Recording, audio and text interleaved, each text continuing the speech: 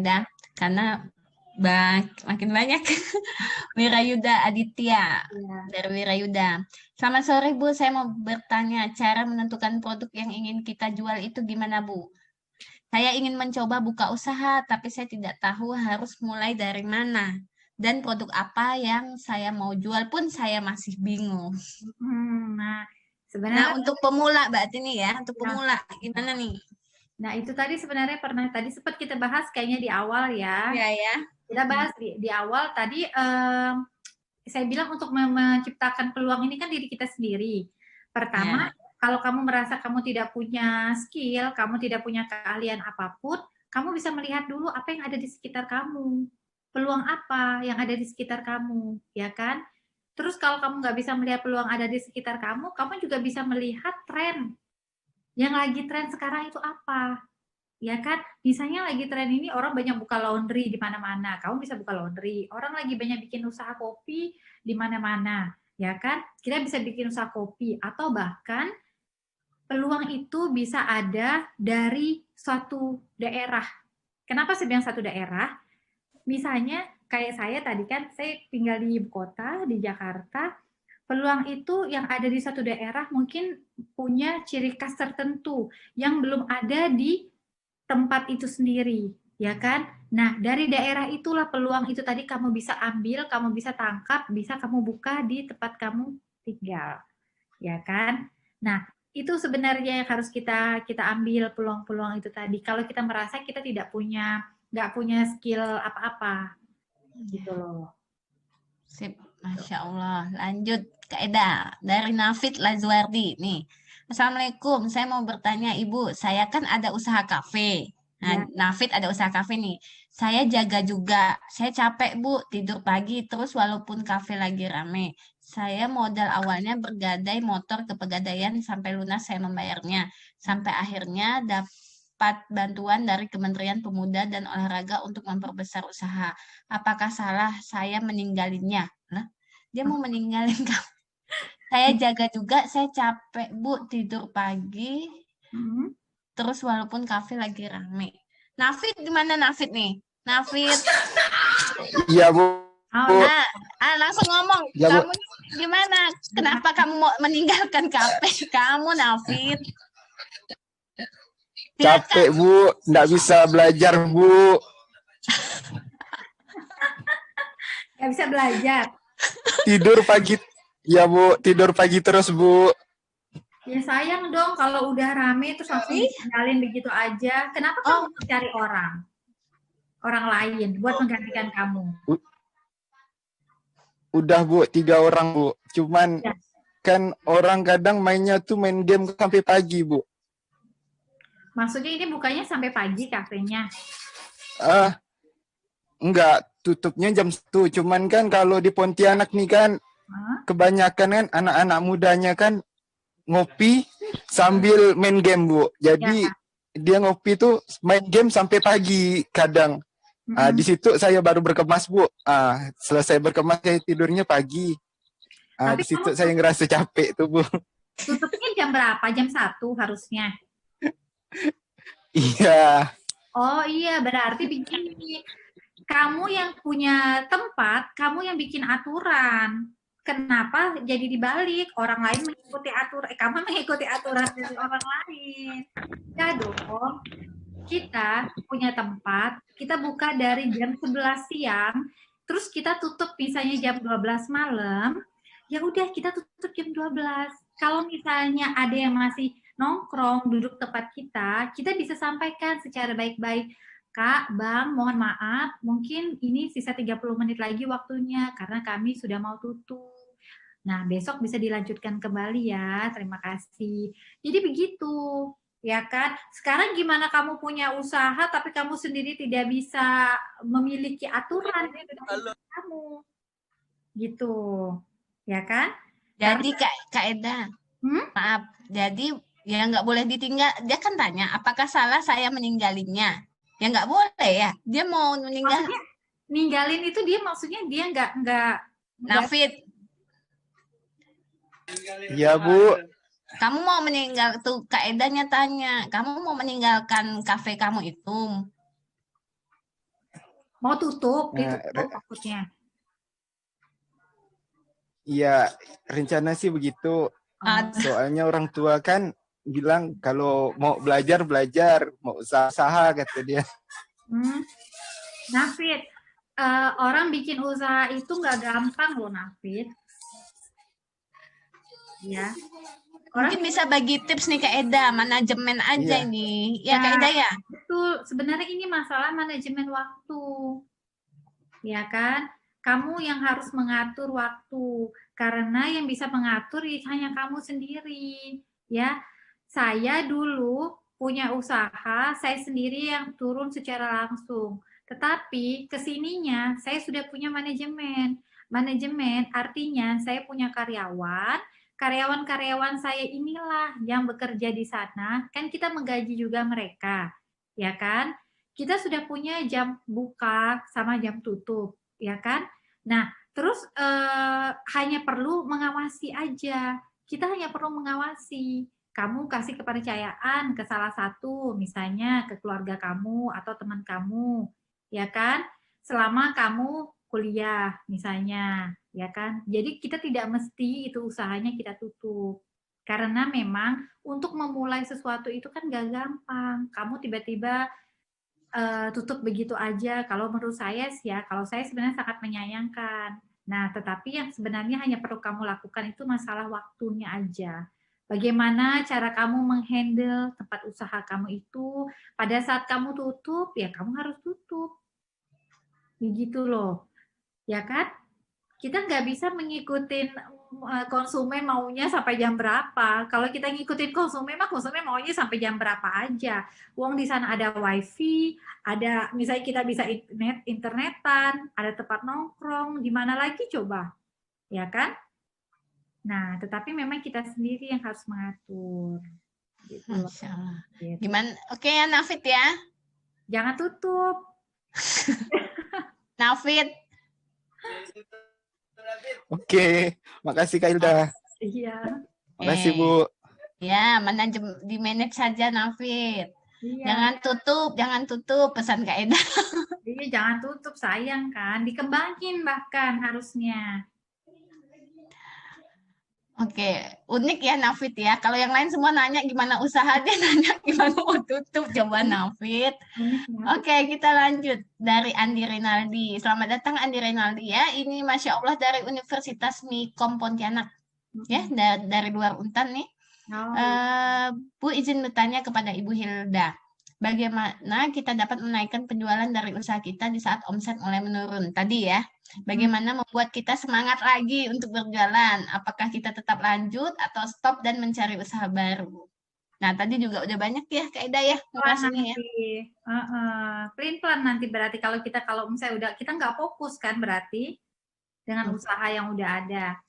Tapi kita kan harus tahu dulu kenapa kita mau beralih ke usaha lain tuh karena apa? Pasti kan ada alasannya. Iya, Andi ya? Iya, Andi. Jadi tadi yang menaikkan penjualan sudah dijawab ya di sebelumnya juga ya. Semangat juga sudah. Dan tadi apakah kita tetap lanjut atau stop dan mencari usaha baru? Kalau bisa fokus gitu maksudnya ya Kak Eda? Iya, selama kita masih bisa lakukan itu, kita lakukan. Kalau misalnya kita merasa sekarang gini kan, kalau misalnya omset kita menurun itu tadi saya bilang pada saat kita omset menurun, kita harus cari dulu kelemahan kita itu apa. Apa sih membuat omset kita itu menurun, ya kan? Saya di resto ini saya merasakan sekali omset saya ada penurunan di omset saya. Terus saya coba cari kekurangan saya di mana sih? Apakah misalnya saya di servisnya saya yang salah? Apakah pelayanan saya yang kurang baik, ya kan? Apakah misalnya packagingnya saya, atau apakah rasa makanan saya, ya kan? Nah itu harus kita cari dulu. Karena gini, kalau kita udah punya usaha, terus tiba-tiba omset menurun, aku ganti usaha lain, aku coba deh, aku bikin yang lain aja, ya kan? Terus omset yang satu lagi menurun, kita ganti lagi, aku coba lagi usaha lagi yang lainnya. Kapan kita selesai untuk mengembangkan usaha kita ini, gitu loh. Kalau kita baru satu usaha kita udah menyerah, kita udah nggak fokus, kita udah lari lagi yang lainnya.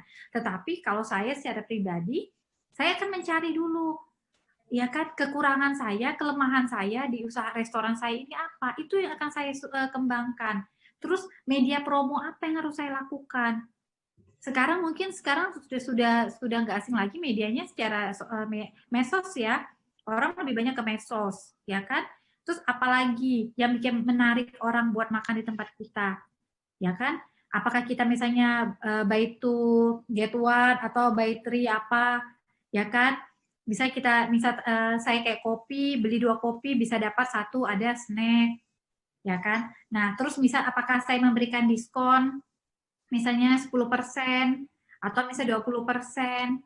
Terus nanti pada saat misalnya 17 Agustus saya kasih diskon 17%, ya kan? Karena tinggal metodenya aja sebenarnya yang kita perbaiki aja, ya kan? Nah, itu sih. Baik, lanjut ya Kak Eda dari Filipa Diumwarni.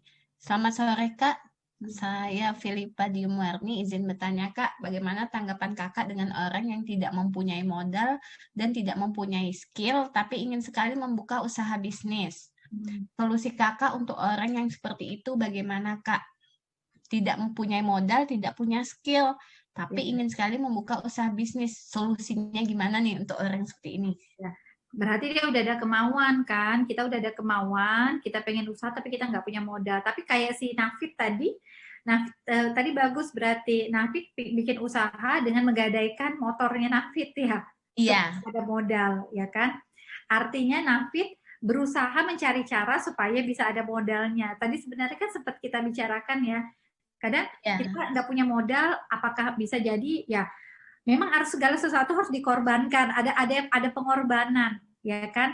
Apakah kita mungkin ada yang kita tadi Nafit digadaikan motornya untuk usaha kecil-kecilan. Terus misalnya apakah kita join dengan teman yang punya modal, saya mengelola, ya kan? Kita cari investor misalnya, atau kan misalnya kita bisa meminjamkan dana di bank, ya kan?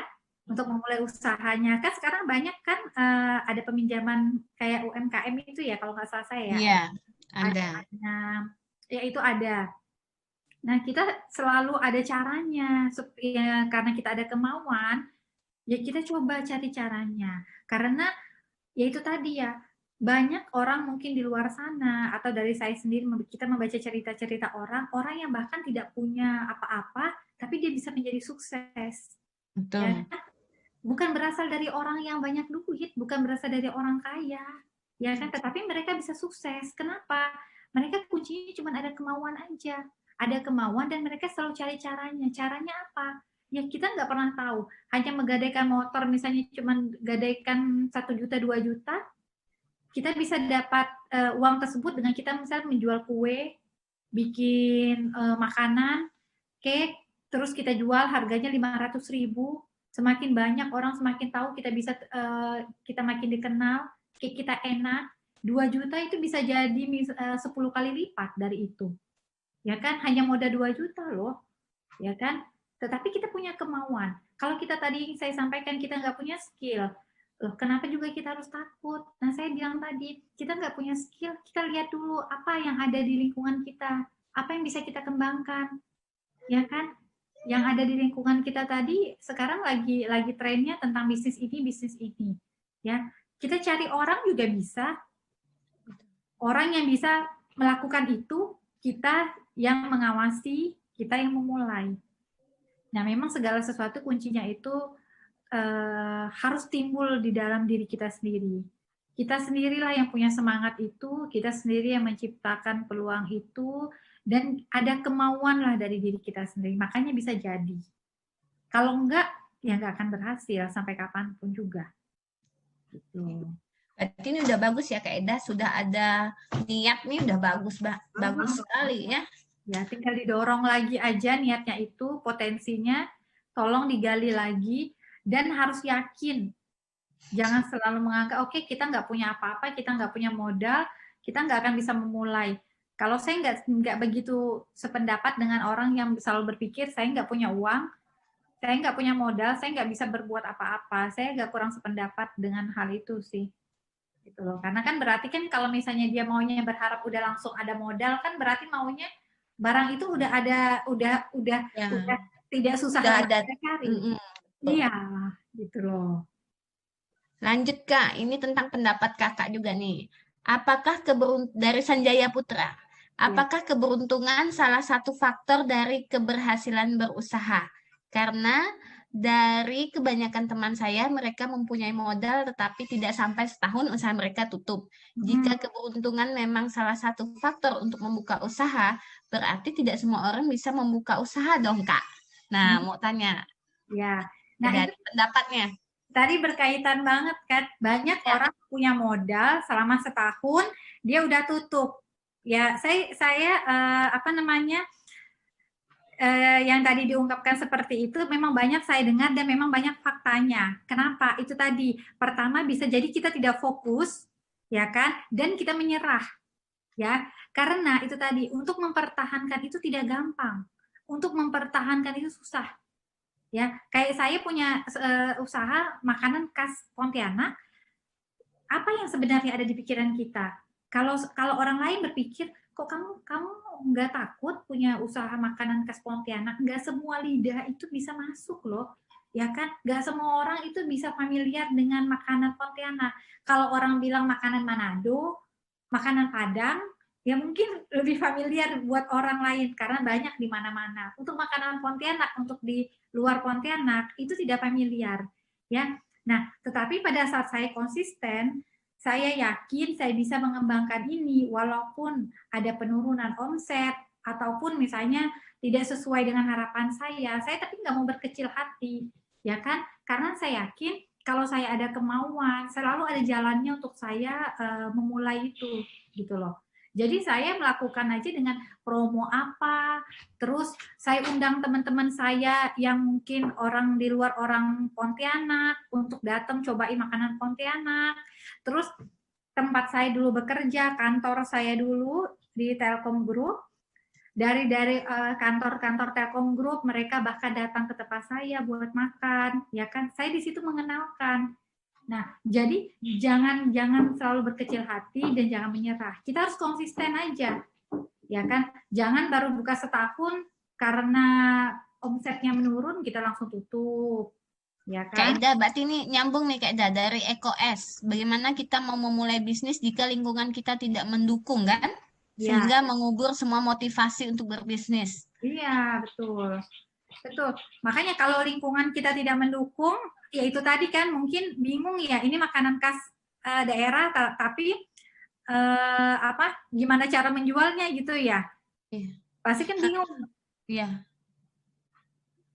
Nah, kalau saya berpikirnya itu tadi, kita yang harus menciptakan, ya kan? Di lingkungan itu, di lingkungan saya tempat saya tinggal di Tebet, di lingkungan ini menurut saya belum ada makanan khas daerah Kalimantan Barat. Itu menurut saya, ya kan, dari survei mungkin yang saya lakukan atau bahkan sekarang mungkin sudah banyak lagi ada orang yang memulai bisnis yang sama dengan saya, ya kan? Nah, jadi kita yang harus menciptakan. Kita yang menciptakan peluang itu. Jangan kalau kita menganggap lingkungan kita tidak mendukung karena apa? Ya kan? Lingkungan tidak mendukung itu kan pasti ada faktornya. Nah, tapi kitalah yang bisa memulainya, kita bisa menciptakannya, kita yang bisa mengenalkannya di lingkungan tempat kita tinggal ini. Gitu loh. Oke, lanjut ya Kak Eda. Ya. Dari Ade Cipta. Sorry Bu, saya Ade Cipta ingin bertanya, usaha apa yang cocok untuk mahasiswa dan strategi apa yang harus kita ketahui untuk pemula? Terima kasih. Ya, untuk pemula ya. Dia tanya dulu nih, usaha apa yang cocok untuk mahasiswa? Nah, untuk mahasiswa, waduh untuk mahasiswa padahal banyak banget itu usahanya yang cocok, ya kan? Kalau kita misalnya bisa buat kue aja, kita bisa bikin kue. Ya enggak? Itu yang paling gampang kalau untuk yang ini ya, cewek atau cowoknya mungkin yang memang punya senang hobinya di dapur, ya kan? Kayak sekarang lebih banyak orang pesennya juga kan yang online, ya kan? Online itu untuk siapapun di rumah bisa melakukan, bisa masak sendiri di rumah, ya kan?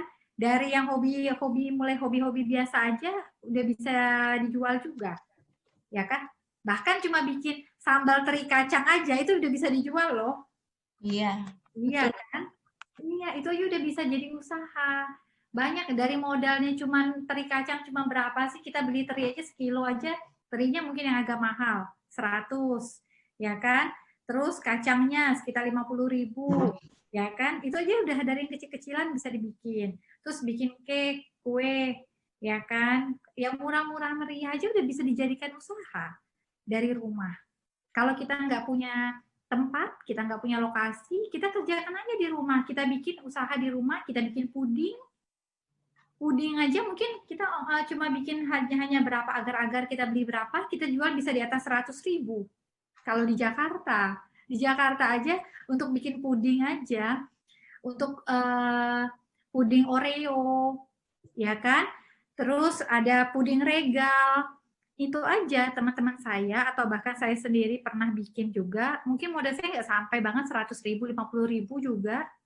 Itu bisa dijual seharga 100 lebih itu puding, gitu loh. Jadi kenapa segala sesuatu itu bisa kita mulai asik, kita mau aja, gitu loh. Jadi strategi tepatnya niat lakukan gitu ya.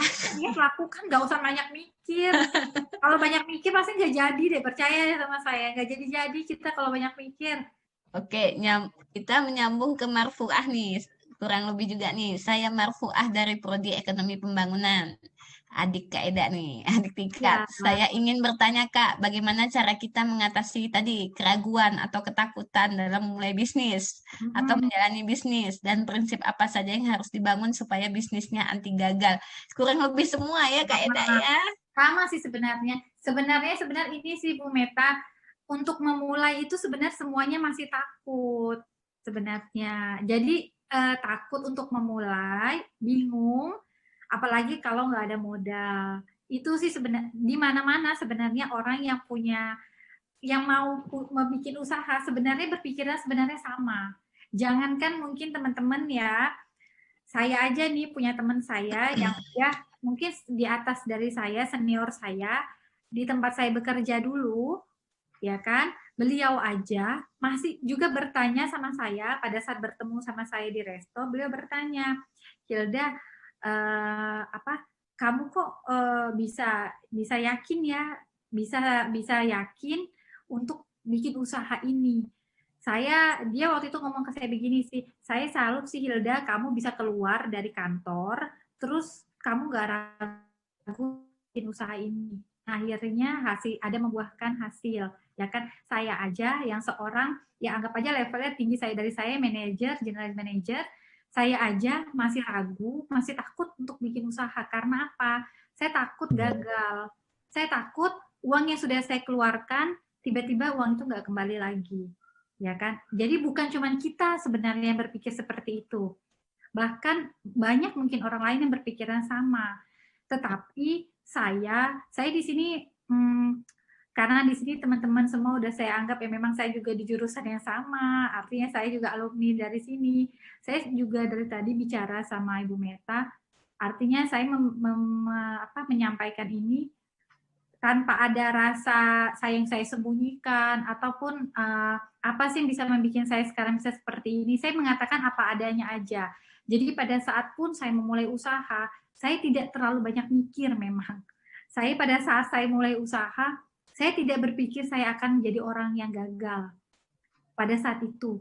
Karena memang kalau saya berpikir aku keluarkan duit 50 juta nanti nggak balik lagi, gagal, saya yakin saya nggak akan jadi gitu bikin usaha itu. Saat itu saya nggak mikir panjang, saya lakukan aja. Saya bahkan tidak mencari banyak orang, tenaga untuk banyak membantu saya. Karena semuanya saya kerjakan sendiri, saya turun sendiri, saya lakukan semuanya sendiri tanpa ada konsultan, tanpa ada siapa-siapa, itu semua saya kerjakan sendiri.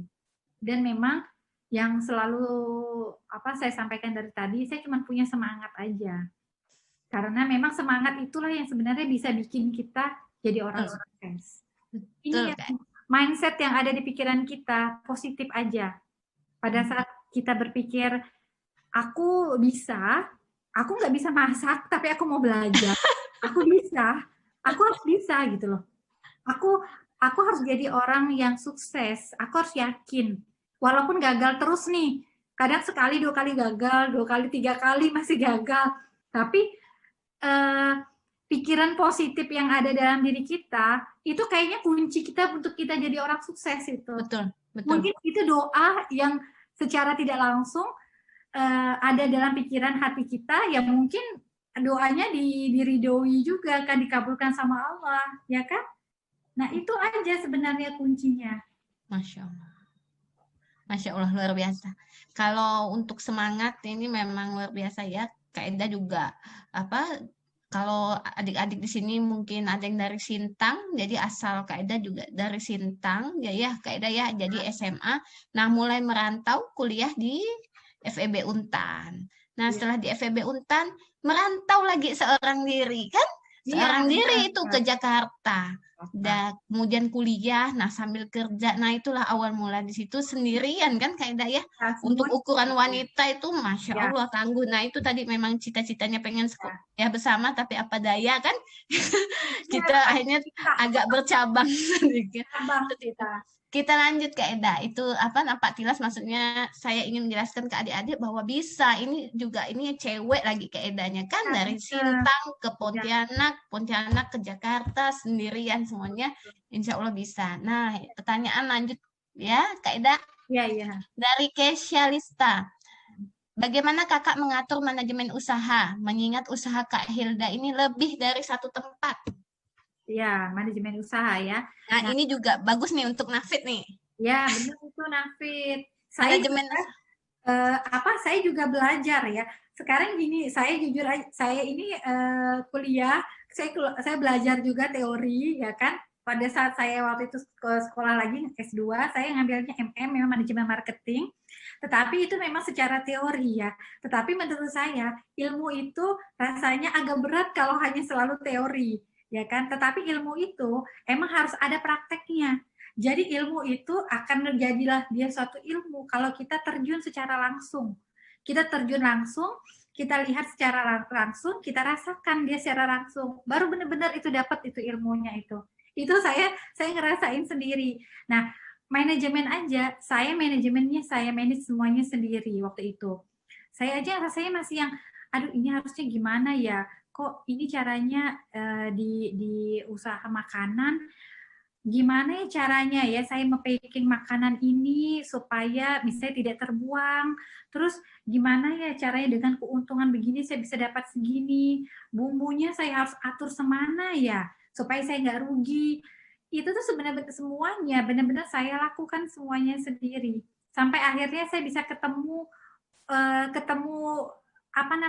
teorinya dari ilmu praktek itu tadi yang saya dapatkan. Nah, saya memanagenya itu, saya juga karyawan, saya ada 40-an karyawan. Dari ada security-nya juga ada, dari yang waiters-nya juga ada, terus ada yang bagian kokinya juga ada, terus saya ada adminnya, ada orang IT-nya juga, ada orang promonya juga di situ, ya kan? Terus ada kalau yang di kopi ada baristanya, 10 orang ada barista, ada yang bagian untuk bikin kopinya juga semuanya. Itu tuh benar-benar saya atur semuanya sendiri. Nah, saya turun secara langsung sendiri, saya selalu melihat pengeluaran mereka bagaimana, apa yang mereka beli itu bagaimana, ya kan, sesuai enggak. Saya sampai terjun, jadi saya itu punya usaha, tapi saya nggak bisa ditipu juga sama karyawan saya. Ya, karena awalnya Eda mengerjakan semuanya sendiri, ya. Jadi Eda tahu. Saya mengerjakan semuanya sendiri, jadi saya nggak bisa dibohongin juga. Dan saya nggak malu, nggak ada rasa yang aku malu harus ke pasar, aku ngerasa ini, nggak ada itu. Kita buang itu jauh-jauh. Jadi kalau memang kita mau sukses, ya kita lakukan sendiri. Pada saat kita sudah punya ilmu itu, kita bisa bagi ilmu itu ke orang lain. Tinggal orang lain yang lakukan, kita hanya perlu mengawasi mereka, mengontrol mereka aja. Ya, saya yakin nggak akan mudah itu untuk ditipu oleh karyawan kita juga. Bukan berarti ditipu ya, bukan berarti kita berpikir karyawan kita menipu, kita bukan. Tetapi maksudnya saya, kita bisa memanage, ya. Kita bisa memanage. Jangan sampai kita beli beras itu harganya 50.000, ternyata di pencatatan penjualan itu pengeluaran kita harga berasnya sekitar 70.000, ya kan? Kita nggak tahu apa-apa. Nah, dari itu aja kita bisa rugi, ya. Karena kalau kita jual makanan ini, sebenarnya yang bikin kita rugi itu bahan bakunya. Kalau bahan baku kita tidak bisa memanage bahan baku, hancur kita. Karena dari serupiah 1.000, 2.000 pun itu sangat berharga. Gitu loh. Nah, kita hanya perlu mengontrol manajemennya itu. Kita mengontrol dari administrasinya, rapi enggak, ya kan? Dari tata letak ininya servernya kita, waitersnya kita itu bagaimana, ya kan? Pada saat mereka memberi servis ke tamu, memuaskan enggak? Ternyata mereka ke tamu tidak sopan ngomongnya, ya kan? Itu satu catatan buat kita. Begitu juga dari koki yang ada di dapur, bersih nggak mereka mengeluarkan makanan, ya kan? Rapi nggak? Bagaimana cara mereka mengeluarkan makanan itu, ya kan? Enak dilihat atau enggak? Jadi memang tugasnya kita ini sebagai owner bukan hanya duduk aja, diem aja, enggak. Tetapi kalau kita mau berhasil, kita harus turun secara langsung, kita kontrol secara langsung. Perlu. Itu tugas ini ya, pengawasan itu sudah tahap sampai 4 tahunnya Saluinyan juga tidak dilepas ya nggak? Ya. Masih turun langsung untuk mengecek semuanya sesuai dengan standarnya Saluinyan gitu ya? Iya benar. Saya selalu saya yang ini sih turun secara langsung untuk mengawasi itu. Oke, kita lanjutkan Kak Eda. Dari Muhammad Afri Rizaldi, ini juga kurang lebih nanti, tapi tidak apa, kita bacakan saja semuanya. Ingin menanyakan bagaimana caranya kita mempertahankan bisnis kita. Seperti yang kita ketahui bahwa seiring perkembangan zaman kan pasti selera masyarakat berubah. Yang dimana pasti bisnis kita untuk kedepannya pasti akan mengalami naik turun. Nah, bagaimana cara mempertahankan bisnis untuk kedepannya? Apakah harus, ini sama tadi, apakah harus mengganti bisnis agar mengikuti perkembangan selera masyarakat atau ada saran lain, Kak? Terima kasih. Ya, terima kasih ya pertanyaannya. Yang harus kita lakukan sebenarnya berinovasi. Ya, jadi jangan puas dengan apa yang udah kita dapat sekarang, tetapi bagaimana kita selalu berinovasi, ya kan? Kita tidak perlu merubah bisnis kita menjadi bisnis yang lain. Kita hanya perlu menambahkan produk. Mungkin kita hanya perlu menambahkan produk apa yang bisa kita jual, ya kan? Nah, caranya tadi dengan bagaimana? Ya kita lihat di sekeliling kita survei, kita lihat pangsa pasarnya kita bagaimana, apa yang sekarang lagi diminati atau disenangi oleh orang, ya kan? Nah, kita tinggal melakukan itu aja sih, kayak survei kayak saya, kita harus survei produk misalnya, ya kan? Kalau kayak saya misalnya jualnya kopi, ya kan? Mungkin orang sudah bosan mungkin dengan kopi, ya kan? Tetapi kenapa kita tidak coba menambahkan produk lain? Misalnya teh yang kita jual juga. Misalnya kita kopi, tetapi kopinya misalnya ada kopi banana, atau mungkin ada kopi duren dan lain-lainnya, ya kan? Nah, kita hanya perlu menambahkan produk aja dan berinovasi.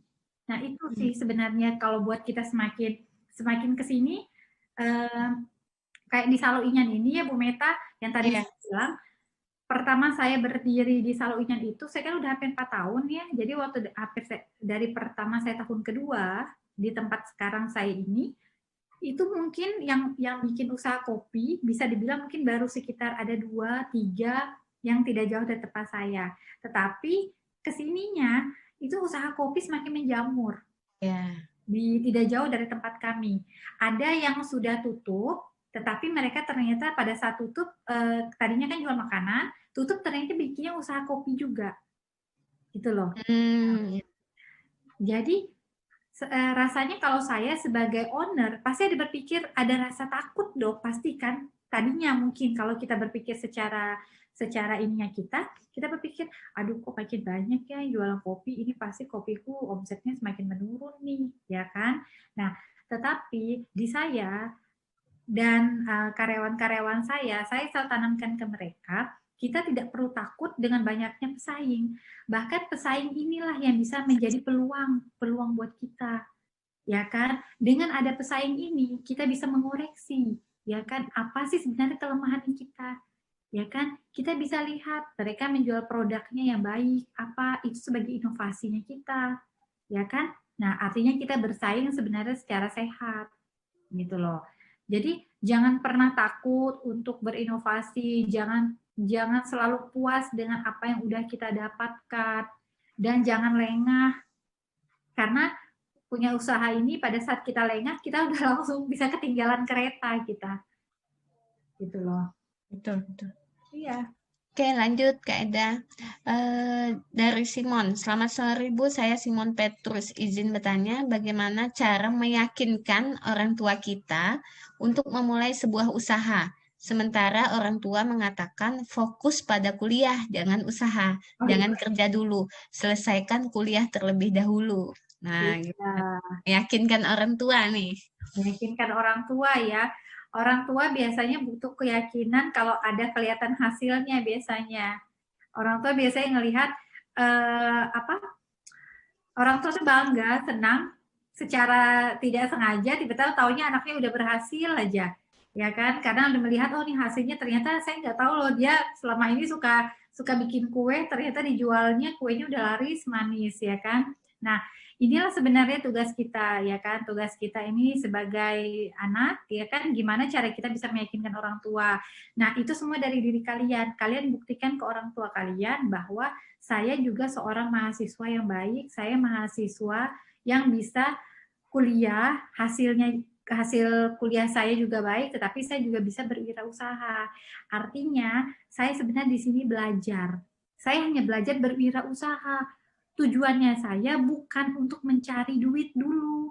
Tujuan saya bukan untuk mencari keuntungan dulu, tetapi hanya pengen belajar. Ya kan, saya belajar bagaimana caranya saya mulai bisa berwirausaha supaya nanti pada saat saya selesai kuliah, saya bisa sudah menjadi seorang pengusaha, ya kan? Nah itu, jadi kita harus yakinkan sama orang tua kalau kita bisa, kita buktikan hasil kuliah kita juga hasilnya bagus, ya kan? Tapi kita ternyata juga bisa berwirausaha, bekerja sambil kuliah. Kita dulu gitu ya juga ya, ini ya Bu Meta ya. Iya. Ya kan? Iya, orang tua sih memang lihat niat kita ya, lihat anaknya ya. Gimana kalau kita bisa memanage juga memanage kuliah dengan usaha kita, mungkin kita juga bisa dengan memberikan ini bukti bahwa kita bisa memanage waktu kita tadi dan membuktikan juga mungkin nilai kita membuktikan nilai kita ini berprestasi juga gitu kan? Iya benar. Sebenarnya kenapa sih orang tua itu mungkin nggak yakin sama anaknya? Karena orang tua melihat sendiri kan dari anaknya. Iya. Saya yakin nih anakku secara setiap hari aja kerjaannya main mulu, ya kan, main games mulu. Gimana mau bikin usaha? Gimana aku mau kasih dia modal buat usaha? Modal nggak harus datang dari orang tua, ya kan? Artinya dari uang tabungan yang dikasih buat jajan aja bisa dikumpulkan, bisa dibeli buat bahan baku, kecil-kecilan. Bikin keripik, ya kan? Keripik singkong harganya sekilo cuma 6.000. Ya kan? Itu udah bisa dijadikan usaha. Kamu jual. Dari situ orang tuamu aja udah bisa melihat, ya ampun anakku ternyata nggak minta duit ya sama aku, tapi kok dia bisa jualan sendiri sih. Dari situ sebenarnya kita untuk menumbuhkan kepercayaan kita sama orang tua. Kita buktikan dulu ke mereka, kita tunjukkan ke mereka kalau saya ini sebenarnya bisa kok, ya kan? Nah, jadi orang tua itu sebenarnya tidak yakin juga sebenarnya dari kitanya sendiri juga. Tuh. Nah, ini terkait juga dengan orang tua nih ceritanya. Saya Zefail Kristo Sirait. Saya ingin menanyakan masalah mengatur keuangan dalam berbisnis, Kak. Saya mempunyai bisnis di bidang pakaian bekas impor. Tapi penjualan di masa pandemi seperti ini, penjualannya menurun drastis. Jadi kadang setiap ada item yang terjual, uangnya langsung kepake semua untuk kebutuhan sehari-hari. Karena saya juga cukup jarang meminta uang sama orang tua di kampung. Terima kasih, Kak. Oh, mantap. Udah mandiri nih. Gimana nih, Kak? Oh, betul, udah bisa usaha sendiri itu. Ya, tapi gimana nih mengatur keuangan dalam berbisnisnya? Ya, memang sekarang saya akuin banget di era pandemi sekarang ini memang semuanya serba susah ya. Artinya begini, kita selalu mengeluarkan ya, tetapi kita tidak punya pemasukan, ya kan? Nah, lama-kelamaan sebenarnya uang ini juga bakalan habis, ya kan? Uangnya dipakai terus tapi nggak ada pemasukan sama sekali, ya kan? Nah, memang di era ini kita semua dituntut untuk berhemat ini, seperti memang harus berhemat. Kita juga nggak bisa jajan ke sana kemari, nggak bisa keluar ke sana kemari, ya kan? Nah, mungkin dari yang kamu biasanya jajannya tadinya 100.000, kamu bisa pangkas setengahnya, jadi 50.000, ya kan? Uang kita juga tidak pergi kemana-mana kan? Kita nggak ngumpul sama teman-teman kita nggak harus banyak jajan ke sana kemari juga, dan sudah sedikit mengurangi. Contohnya kendaraan, kita nggak harus ngisi bensin juga ke sana kemari, kita lebih banyak di rumah, ya kan? Nah, mungkin dengan kalau tadinya kamu hanya berbisnis pakaian, memang agak susah rasanya kita untuk pandemi ini, ya kan? Ya kan, kita untuk berjualan memang agak susah. Nah, mungkin kita bisa mencoba tadi dengan usaha rumahan. Ya, sambil kita memangkas tadi setengahnya dari pengeluaran kita, setengahnya lagi dari uang tersebut bisa kita gunakan buat kita usaha juga, ya kan? Artinya uang dari setengahnya itu kita pakai bisa modal kita buat beli apa. Saya bilang tadi contohnya bikin keripik, bikin kue, bikin puding, ya kan? Nah, bahkan jadi yang setengahnya tadi bisa mendapatkan penghasilan lain lagi, gitu loh. Ya kan, jadi ada pemasukan lagi, tetapi emang kita secara rumahan. Karena memang saya nggak memungkiri memang keadaannya memang sekarang memang lagi susah. Kalau kita hanya mengharapkan dari kita hanya tadi berjualan salah satu mungkin ya apa namanya pakaian yang mungkin tidak menutupi gitu. Itu sih. Berarti harus diatur juga keuangan pribadi. Iya, harus. Memang harus keuangan pribadi, harus banget kayaknya Ibu Meta. Gitu.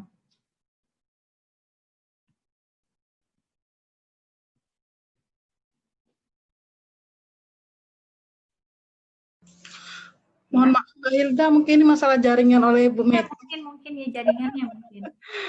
Iya.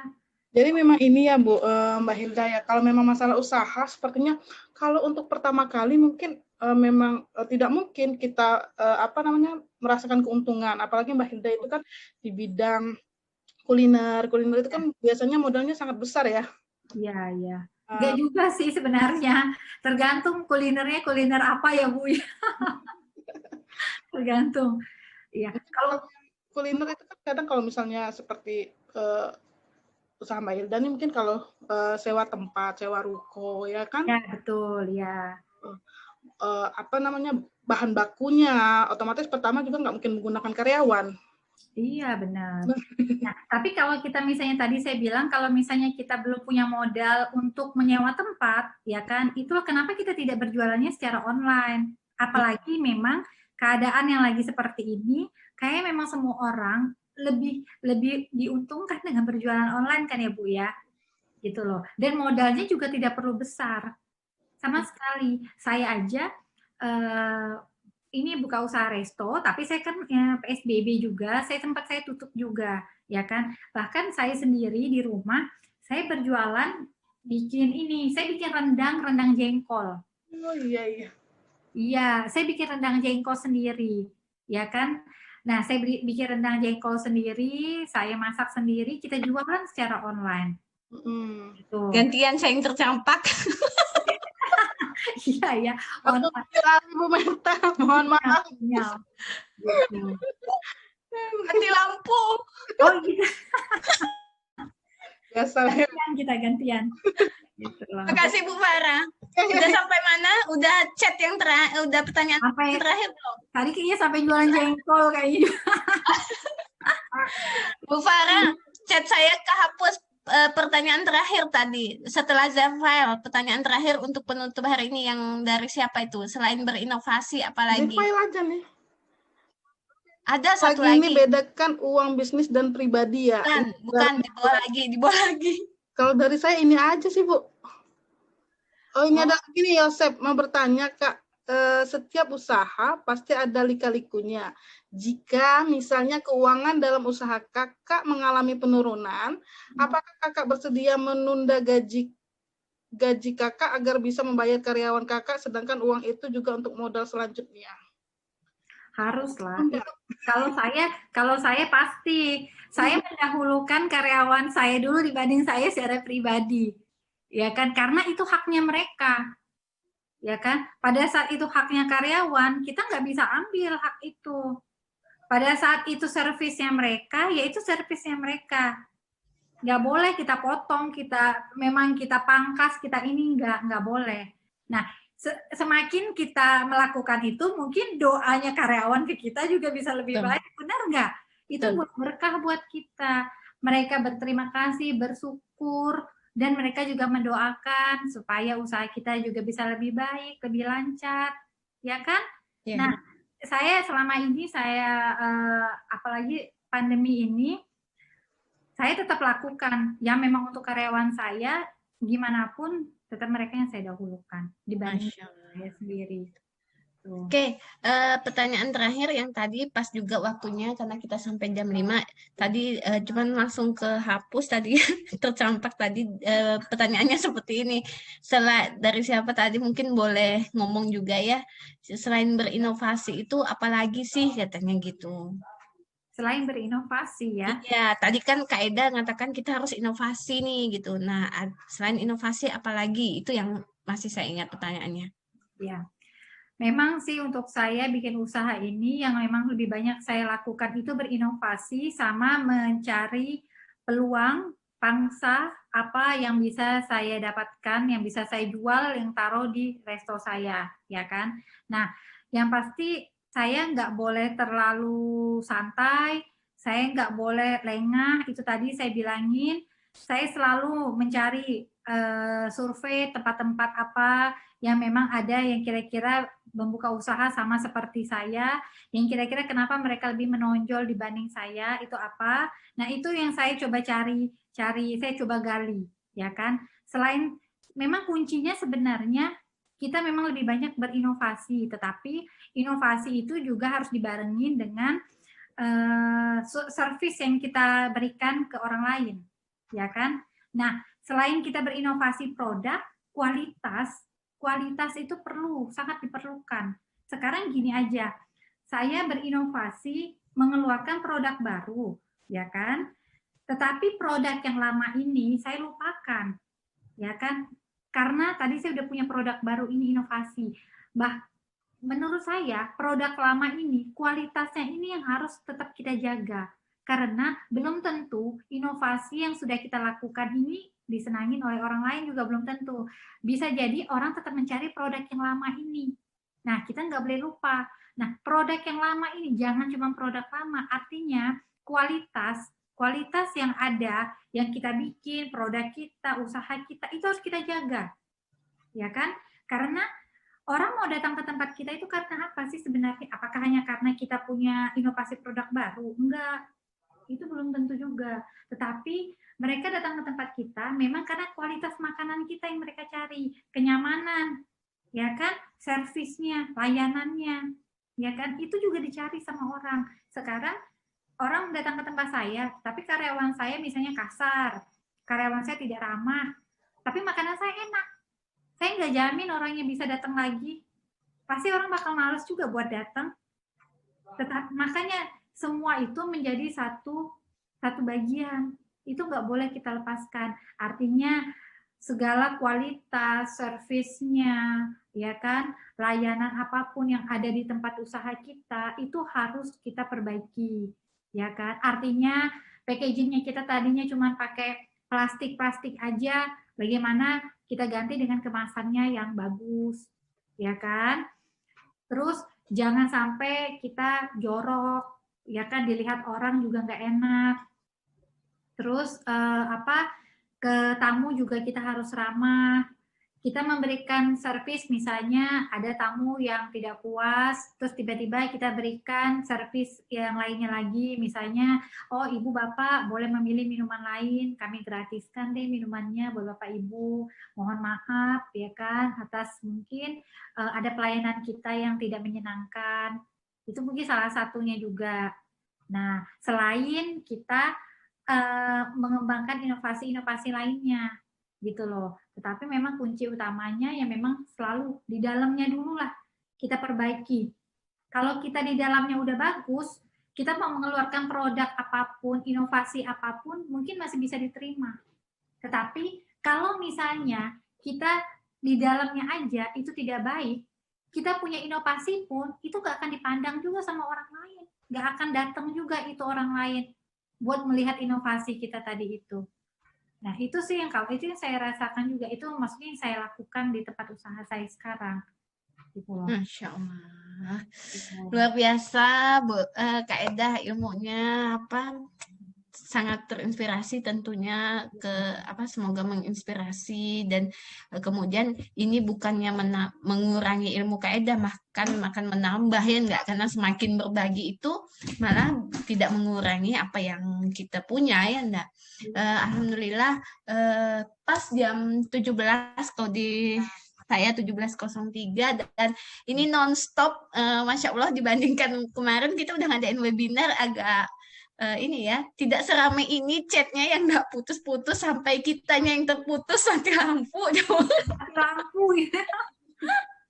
Masya Allah, terima kasih Kak Eda. Semoga usahanya sukses, lancar, berkah, banyak memberikan manfaat, dan semoga tidak jerah untuk selalu kita datangkan. Senang banget saya Ibu. Aduh, makasih banget. Ini Bu Nurul, terima kasih banyak. Ibu Meta, Bu Farah. Saya senang banget ini beneran Meta ngajakin saya bergabung di sini. Itu luar biasa banget lah buat saya. Ini sobat saya bener-bener ini Bu dari zaman dulu banget ini Meta. Alhamdulillah udah sukses tapi tetap humble ya Meta, tetap humble. Wah, itu Bu memang kelebihannya Eda tuh memang di situ, dan memang kita memang ya dekat ya Daya, bukan dekat hanya personal tapi keluarga juga udah dekat kayak gitu. Jadi makanya lebih enak saya bilang pertemuan perdana harus Eda nih. Saya dengan senang hati banget ini dengan Bu dosen Meta ini, luar biasa. Nah, semoga menginspirasi kepada semua yang sudah hadir sore hari ini, kepada Bu Nurul Baria, Bu Ninu. Tadi ada dosen dari manajemen juga, ada Pak Bintoro, ada Bu Farah, Bu Heli. Terima kasih atas kehadirannya, dan saya sangat senang juga yang ini, Masya Allah mahasiswanya sangat aktif sekali ya Bu Farah ya. Iya. Luar biasa, interaktif sekali kegiatan kabin perdana kita. Insya Allah kita bertemu lagi pada kabin berikutnya, tentu dengan alumni-alumni kita yang luar biasa juga. Seperti itu. Terima kasih Bu Nurul, Kak Eda, Bu Farah, Kenny, ya, Anugerah di sini, ada Sohandi dan teman-teman semua dari Ekonomi Pembangunan, Ekonomi Islam, dan dari tadi di luar Untan juga ada Bu Nurul. Dari Universitas Mikom juga ada, Alhamdulillah. Terima kasih, sampai berjumpa lagi di virtual kabin insya Allah bulan depan. Kami tutup, wabillahi taufiq wal hidayah. Wassalamualaikum warahmatullahi wabarakatuh. Waalaikumsalam. Waalaikumsalam warahmatullahi wabarakatuh. Terima kasih juga. Terima kasih. Para sukses selalu, sehat semua ya. Semoga sukses semuanya.